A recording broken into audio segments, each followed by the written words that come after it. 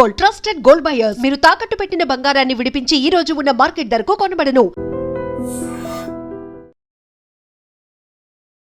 కొమరం అక్క, కొమరక్క. ఎందుకు బ్రో అది ఆ నేమ్ ఎందుకు తీసుకున్నావు బ్రో? అంటే నా పేరు కొమరం కదా. నేను మామూలుగా జబర్దస్త్లో చేసినప్పటి నుంచి పర్టికులర్గా ఇదే పేరు అని నేను ఎప్పుడు చెప్పలేదు. జబర్దస్త్లో చేసినప్పుడు నార్మల్గా అందరు ఏమనేదంటే తెలంగాణ స్లాంగ్లో ఒకడు బాగా చేస్తాడు రా, ఎవడో బాగా చేస్తాడు, అంతేగాని పర్టికులర్గా కొమరం అని కూడా తెలియదు జనాలకి.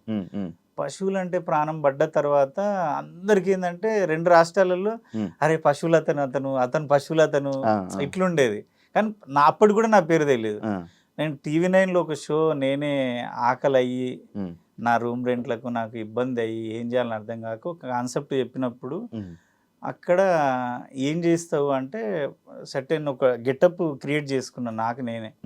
అంటే ఈ ఏజ్ గెటప్ అయితే ఎవరిని ఏమన్నా ఎవరికి పెద్ద పరకు పడదు, ఏమైనా మాట్లాడవచ్చు, ఆ ఏజ్కి లిమిట్ ఉండదు, ఎంగేజ్ అయితే మాట్లాడలేదని చేసుకున్నప్పుడు ఎమ్మెల్యే ఉంటాడు ఆందోళన ఎమ్మెల్యే క్రాంతన్న, వాళ్ళ అమ్మ పేరు కొమరమ్మ.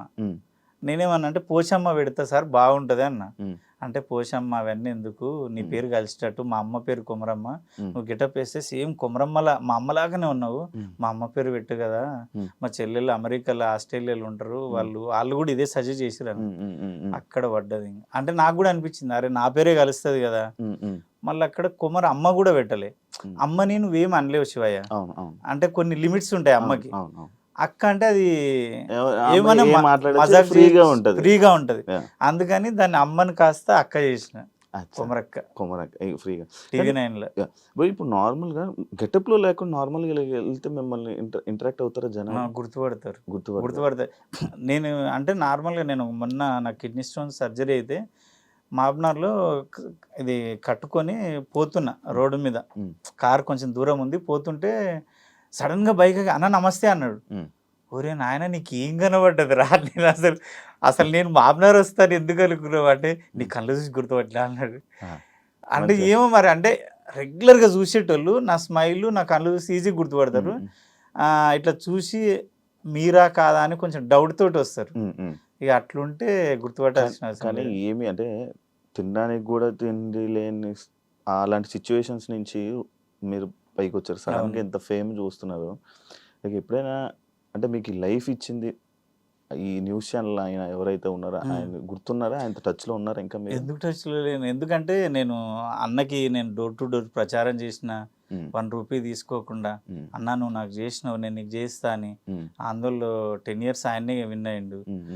మళ్ళా నేను అప్పుడప్పుడు ఫోన్ చేస్తుంటాడు, అన్ననే ఫోన్ చేసి మాట్లాడుతుంటాడు కొమరం అది నేను అట్లా మర్చిపోను శివయ్య. అవునా? కష్టం అది.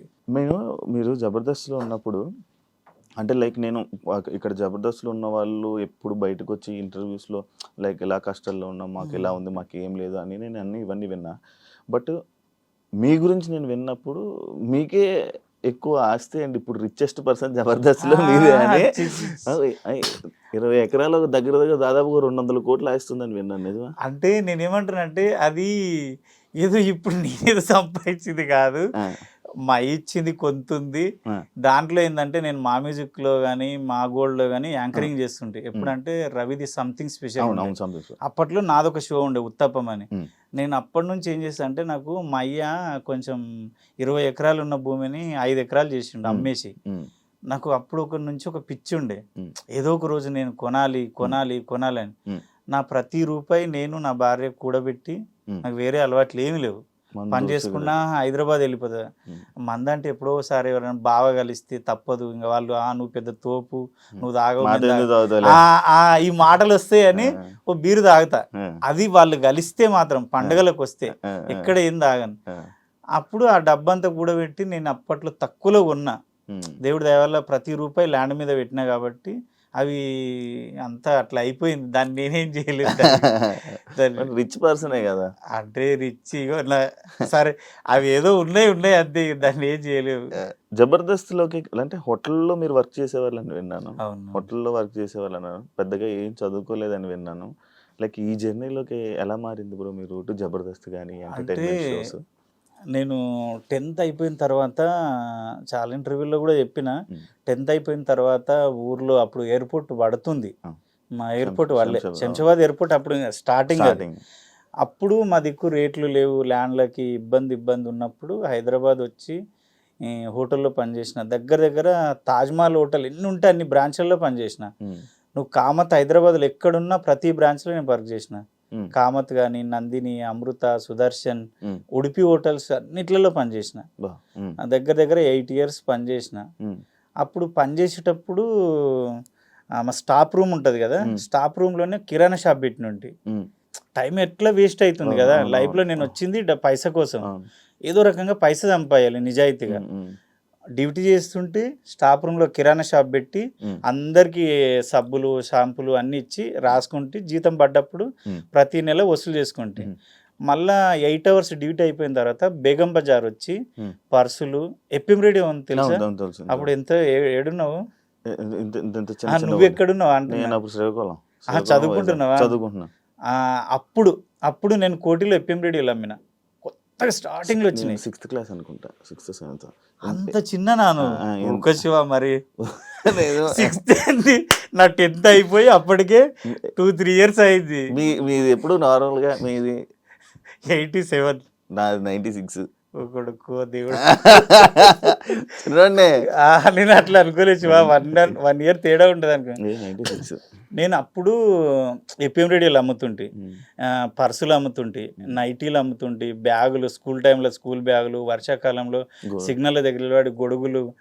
అందరు ఏమంటారు, అరే నీకు పిచ్చా, సైకోవా, ఎందుకురా ఇక్కడ కిరాణా షాప్ నడుస్తుంది, ఇక్కడ డ్యూటీ చేసుకుంటావు, కొంచెం రెస్ట్ తీసుకోవచ్చు కదా, పండుకోవచ్చు అంటే నేను ఒకటే చెప్తుండే. మా అమ్మ, అన్న, చెల్లె, అక్క, అమ్మ అందరినీ, నా ఊరు, నా మొత్తం నా సోల్ని ఇడిచిపెట్టి వచ్చింది ఓన్లీ మనీ కోసమే వచ్చిన. నేను టైంపాస్ చేయడానికి రాలేదు. నా యంగ్ ఏజ్ నేను ఇప్పుడు కానీ చేస్తూనే ఉంటాయి. నాకు అది హ్యాపీ అనిపిస్తుంది. అదే ప్లేస్లలో నేను కార్లో పోతుంటా కదా, అబ్బా ఇక్కడ ఉస్మానియా యూనివర్సిటీ, అది కాలేజీ ఉంటుంది ఉస్మానియా, ఇక్కడ పోలీసు వాడు నన్ను కొట్టిండు. గోకుల్ చాట్లో ఒకసారి బాంబే వెళ్ళింది, అప్పట్లో బాంబే వెళ్ళింది. అప్పుడు నేను ఆంధ్ర బ్యాంక్ దగ్గర ఉన్నా, ఒక 50 అడుగుల దూరంలోనే ఉన్నా బాంబే వెళ్ళినప్పుడు. ఆడ పర్సులు అమ్ముతున్నా ఆ టైంలో.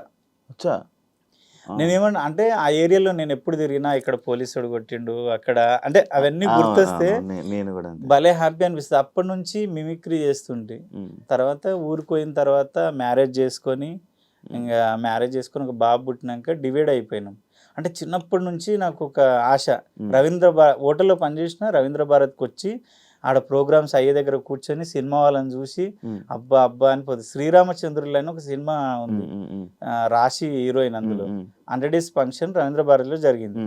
ఎవ్వరు రానియకపోతే దేక్కుంట కిందికి వెళ్ళి పోయి మెల్లె పోయి రాశి గారి కాలు ముట్టుకొని, మేడం మీ కాలు ముట్టుకున్నా మేడం అని అక్కడికి వెళ్ళి పరుగు అంటే అంత పిచ్చి. అప్పటి నుంచి పిచ్చి. అక్కడ ఇంకా ఊరికి వెళ్ళి మ్యారేజ్ చేసుకున్నాక డివైడ్ అయిపోయినా. ఇంట్లో అన్నయ్య నేను డివైడ్ అయినాక కంపెనీలో అమలు పని చేస్తుంటే,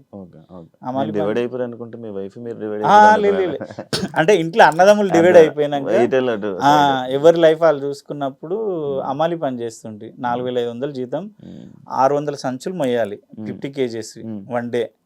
ఒక 20 rupees ఏదన్నా ఛాయ్ లాగా గిఫ్ట్ ఇస్తారు. అప్పుడు మా ఆమె అన్నది, ఇంకా ఇట్లా ఎన్ని రోజులు పని చేస్తావు బావా, 4500 ఈ దుమ్ము ఎన్ని రోజులు మోస్తావు, నీ చేత కాదు, ఇబ్బంది అవుతుంది, నీకు సినిమాలు అంటే పిచ్చి కదా, సినిమాల్లోకి వెళ్ళి ట్రై చేయొచ్చు కదా. ఇక అమ్మాయి నేను కూర్చొని, అమ్మాయి అన్నది ఒక 3 years టైం ఇస్తా బావా, నా లైఫ్లో నువ్వొద్దు, నీ లైఫ్లో నేనొద్దు, నేను బాబుని చూసుకుంటా, టైలరింగ్ చేసుకుంటా, నేను బతుకుతా, నన్ను వదిలేసే, అంటే నన్ను పెద్దగా మైండ్లో పెట్టుకోకు, 3 years సక్సెస్ కాలేదు అంటే మళ్ళీ రా, మళ్ళీ ఏదో పని చేసుకుందాం అని పంపించింది. అమ్మాయి పంపించింది. ఒక 3 years అన్నది కానీ 5 years నాకు ప్రతి నెల 3000 వేసేది అకౌంట్లో. 3000 వేసేది టైలరింగ్ చేస్తూ, బాబు ఫీజులు కడుతూ, బాబుని చూసుకొని తను నన్ను చూసుకునేది. 5 years కూడా జనాలు నరకం చూపించారు. అంటే రిలేషన్లో కానీ ఊర్లో కానీ, బాబు తర్వాత మళ్ళీ డెలివరీ పిల్లలు కావాలి కదా, నాతో పాటు డెలివరీ అయిన వాళ్ళు ఊర్లో అందరికీ 3 పిల్లలు, టపా టపా టపా, వాళ్ళకి వేరే పని లేదు కదా, అదే పని. నేనేమో అందరేమో ఏమైంది వీడికి పిల్లల చింత లేదు, పిల్లల చింత లేదు, వీడు ఎక్కడో పోయిండు. సినిమా వాళ్ళు అనేసరికి ఏం చేస్తారు విలేజ్లలో అంటే, అందమైన అమ్మాయిలు ఉంటారు ఎవరినో తీసుకొని పోతారులే. మా ఆమెకు 100 మంది చెప్పినా మీ ఇంటికి వచ్చి మీ బిడ్డనైతే గెలుగుతలేడు, మీ పెళ్ళాలని అయితే ఏం అంటలేడు, పోతే పోని, నా నా మొగుడు నా ఇష్టం తను చెప్పేది. చాలా మంది వస్తారు కదా, అట్లా వదిలేస్తే ఎట్లా వాళ్ళ మీద రిమార్క్ ఉంటది ఇంకా. అంటే వాళ్ళు ఏదో ఊహించుకుంటారు, నాకు అదే అర్థం కాదు ఇప్పటికీ. వాళ్ళు గిట్లనంట కదా అంటే, అరే బాడక ఊళ్ళో చెయ్యరా, చేసేటివేమో శివ పూజలు, దూరేటివేమో దొమ్మర గురిసెలు. వాళ్ళు అందరు చేసే అంటే సెలబ్రిటీ అంటే వాడికి తాగొద్దా, వాడు తినొద్దా, వాడు ఎంజాయ్ అంటే వాడు పర్సనల్ లైఫ్ ఎంజాయ్ చేయొద్దా, చేయకూడదు, తప్పు. అదే ఉంది ప్రెసెంట్ అంతా. అండ్ ఇప్పుడు ఈ మధ్య ఇండస్ట్రీలో అంటే అరేంజ్ మ్యారేజ్ అంటే చాలా కష్టం. అట్లా ఇక సక్సెస్ అయిన తర్వాత హ్యాపీ. నేను సత్యన్న ఆ స్టార్టింగ్ జర్నీ నుంచి రూమ్ తీసుకొని రూమ్లో ఉండి అవకాశాల కోసం తిరుగుతుంటే. ఈ మధ్య ఉన్నారా సత్యన్న, గుర్తు సత్య టచ్ లో ఉన్నారు? ఎందుకు ఎక్కడ కనబడట్లేదు, ఎప్పుడైనా చెప్పాడా మీకు? అట్లేంలే, ఆయన ఏంటంటే కొంచెం వాళ్ళ పాప ఆస్ట్రేలియాలో చదువుతుంది, ఎక్కువ ఆస్ట్రేలియాలోనే స్పెండ్ చేస్తున్నాడు, సినిమాలు చేస్తున్నాడు, టీవీ షోస్. ఇంకా ఆయన ఏంటంటే నేను అన్ని సంవత్సరాలు చేసిన ఇంకా చాలు, ఆయన్ని ఒక కథ రాసుకుంటున్నాడు, డైరెక్షన్ చేద్దామని చూస్తున్నాడు. ఆయన ప్లాన్స్ ఆయనకు ఉన్నాయి. ఇప్పుడు మీరు చాలా పొలిటికల్ లీడర్స్ తోటి దాంతో నేను వాళ్ళతోటి మాట్లాడడం కానీ ఇంటరాక్షన్ అవ్వడం నేను చాలా చూశాను. అంటే మీరు వెళ్ళి వేరే ఈ పార్టీకి సపోర్ట్ చేయడం కానీ ఇది కానీ, అంటే పొలిటికల్ వేరు, ఇండస్ట్రీల పరంగా మీరు చేసుకునే యాక్టింగ్ ఇది వేరు.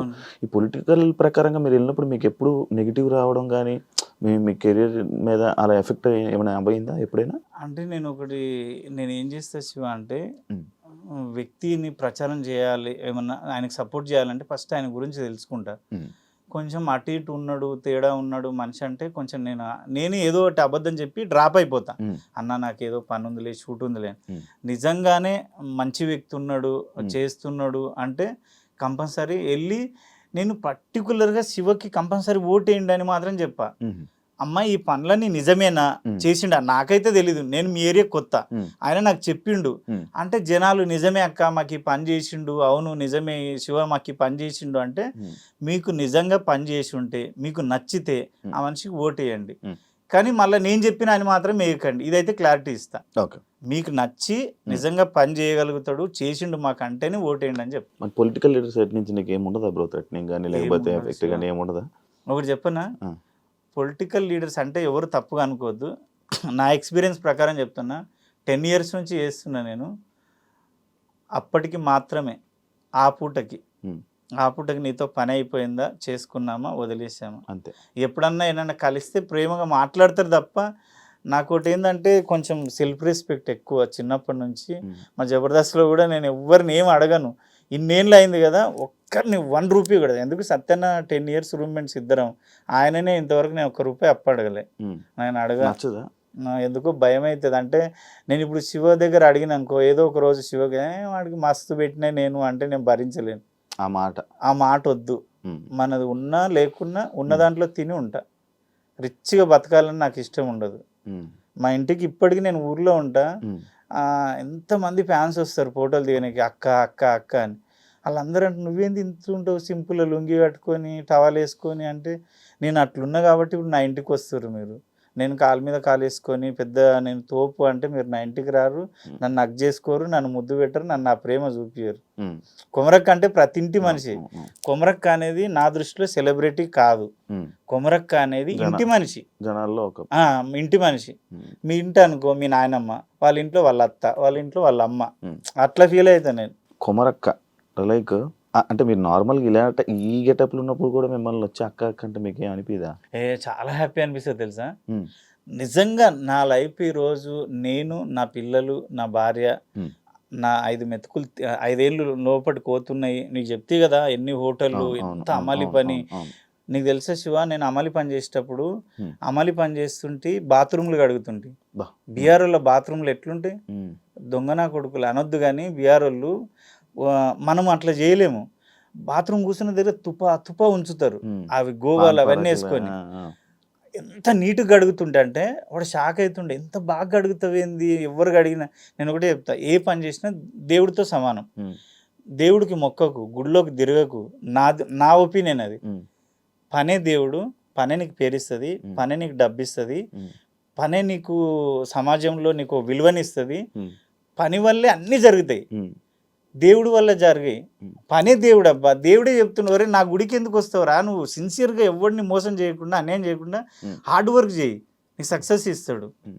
మీరు వెళ్తారు, గుడికి వెళ్తారా మరి దేవుడు? వెళ్తాము అంటే జస్ట్ మొక్కుతా తప్ప నాకేమి అని అడగను. ఉమ్. నేను ఒకటే చెప్తా, అయ్యా నేను కష్టపడతా, ఉమ్. నీ ఇష్టం, ఇస్తే నీ ఇష్టం, ఇవ్వకపోతే నీ ఇష్టం. అంత ఎక్కువ నమ్మరు, అంటే పెద్దగా డిపెండ్ అయిపోరు, డిపెండ్ అయిపోను. దేవుడి మీద డిపెండ్. నా దృష్టిలో నీకు పనే దేవుడు. పని నువ్వు ఆలోచించు, ప్రాక్టికల్గా ఆలోచించు. అవును, పని ఉంటే ఆబ్వియస్లీ దేవుడు కూడా గుర్తురాడు కొన్నిసార్లు. అదే ఆయన దేవుడు కూడా ఏమంటుండంటే, ఒరే ఎవరిని మోసం చేయకు, ఎవరిని అన్యాయం చేయకు, ఎవరిని లాక్కోకు, నీ కళ్ళ ముందు ఉన్న పనిని దైవంతో పూజించినట్టు హార్డ్ వర్క్ చేయి. ఇప్పుడు నేను బాత్రూమ్లో అంత నీట్గా ఎందుకు అడిగినంటే, అరే ఈ బాత్రూమ్ కడగడం వల్ల 2000 వస్తే నా పిల్లలు తింటున్నారు, అదే కదా, అది కడగకపోతే అట్లా ఫీల్ అయితే అంతే. జబర్దస్త్లోనే ఎప్పుడైతే లేడీ గెటప్స్ కానీ ఇవన్నీ జరిగాయో వేస్తున్నప్పుడు నేను బయట కూడా కొన్ని చోట్ల కొంతమంది నేను ఇంటర్వ్యూ చేసినప్పుడు చాలా మందిని చేశాను. ఇలా వాళ్ళ మాటలు కానీ అంటే జబర్దస్త్లో లేడీ గెటప్లు చేసుకున్న వాళ్ళందరూ ఇలా మారిపోయారు, అవును అమ్మాయిగా ఇలా మారిపోయారు, అక్కడ ఉన్న వాళ్ళందరూ ఆ ఫీలింగ్స్ ఉన్న వాళ్ళే లేడీ గెటప్లు వేశారు అని చెప్పి ఒక స్టేట్మెంట్ నేను విన్నాను, నా దగ్గర అన్నాను. అది అంతవరకు ఇంటర్వ్యూలోనే బొచ్చడు విషయం. అదే అందుకే సేమ్ అదే డైరెక్ట్గా అలా చెప్పారనమాట.